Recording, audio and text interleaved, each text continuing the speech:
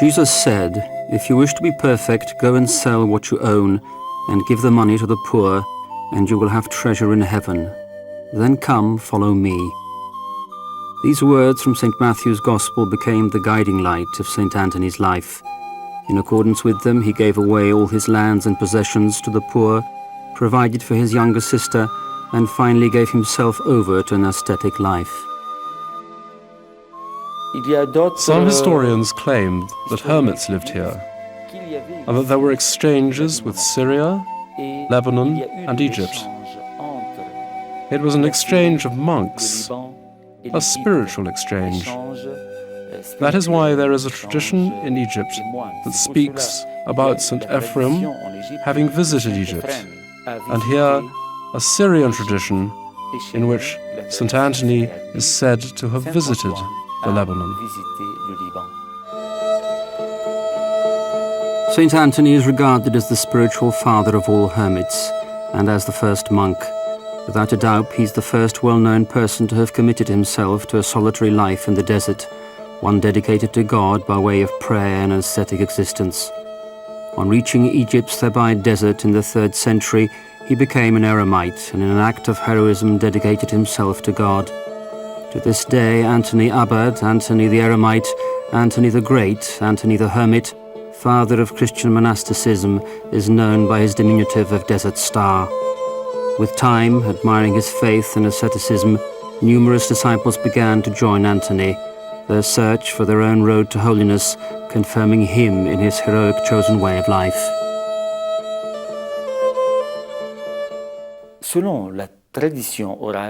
According to word-of-mouth tradition, St. Anthony's disciples, who once lived in Egypt, later moved to living in grottos to be found near the monastery entrance. This grotto, together with the one presently converted as a place of worship, are this monastery's foundation.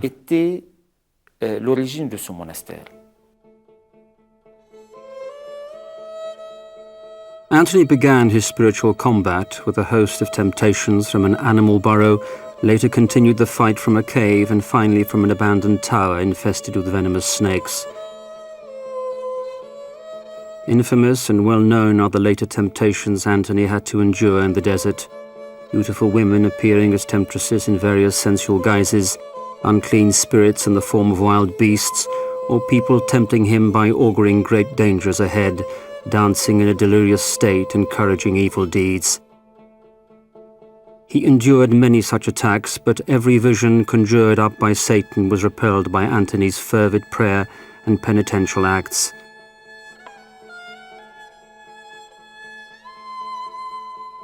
Anthony's biographer, St. Athanasius, very succinctly described Anthony's role in establishing the foundation of Christian monastic life.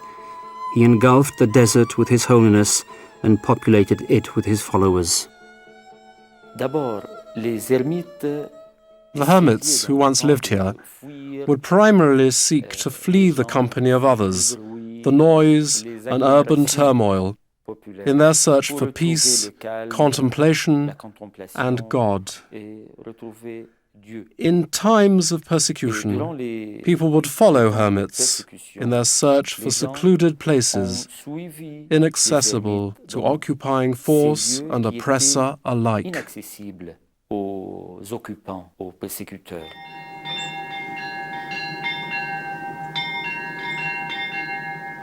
Hermits would retreat to a secluded place from whence they would fight to restore a world order that had gone. They propounded that to change the world, one had to begin by changing oneself.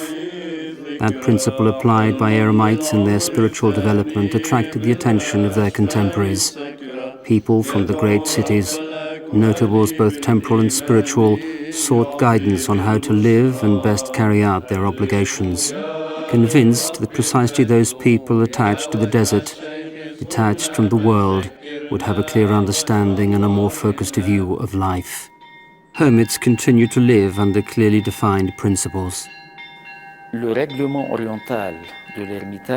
Oriental principles of the hermitage prescribe that hermits can, in fact, only leave their hermitage if empowered to do so by the head of the monastery. A hermit has the right to 5 hours sleep. He has the right to just one meal every 24 hours. And he has a duty to celebrate 7 monastic liturgies. He must divide his time between tending the garden, prayer, and contemplation. In between, he can receive lay people seeking help to solve problems, to attend confession, or hear Holy Mass. These the only conditions under which hermits can meet people.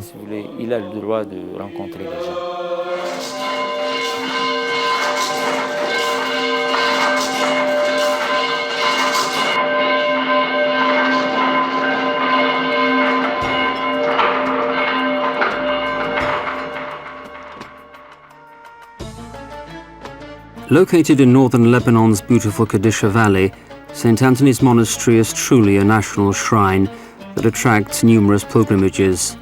It is also a very attractive location that begs a detour on the foreign tourist trail. There is no mention in the history books that St. Anthony ever actually visited the Kadisha Valley, yet word-of-mouth tradition speaks about a visit that he made to his disciples while on a tour of the Holy Land.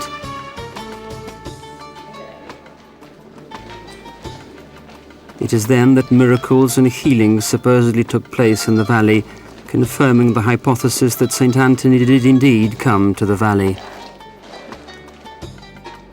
St. Anthony is, amongst others, the patron saint of people struggling with great temptations or suffering psychic disorders. There is an altar in the cave with chains to which the ill and suffering were attached, whilst in the monastery nearby monks prayed for the grace of healing. The history of the monastery is the history of Christians both in the Lebanon and the Middle East. In 1998, the monastery and St. Anthony's Grotto were designated a World Heritage Site by UNESCO. Dans ces grottes, il y avait beaucoup de fresques. This grotto has many frescoes. This was not art for art's sake. I mean art just for art, but rather art that served to better contemplate God. During the long period of persecutions and sometimes wretched behavior, we removed the paintings to renovate them, as well as to restore the grotto and hermitage. Ces grottes ou bien ces ermitages.